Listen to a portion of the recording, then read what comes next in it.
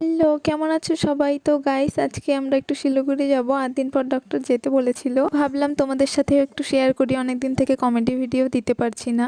তো এই যে আমরা গাড়িতে উঠে যাচ্ছি এখন। তো দেখতে দেখতে কাজলডোবাও চলে এলাম। দেখো কাজলডোবা যে একটা নতুন ব্রিজ হয়েছে ওটা। এই যে পেছন থেকে ভালো দেখা যাচ্ছিল। তারপর এই যে দেখতে দেখতে চলেও এলাম আমরা। ডক্টর আবার গেছিল ওটিতে, তো বসে বসে আর ভালো লাগছিল না, তাই একটু হাঁটাহাঁটি করছিলাম সবাই। আর নার্সিং হোমটাতে ঢুকতেই সামনে সুন্দর একটা মন্দির পড়ে, তোমাদের দেখাচ্ছি। এই যে দেখো ঠাকুরটা কি সুন্দর। গাইস আমাদের কাজ শেষ করে আমরা যাওয়ার পথে একটু কাজলডোবায় নেমেছিলাম। দেখো কত চপের দোকান।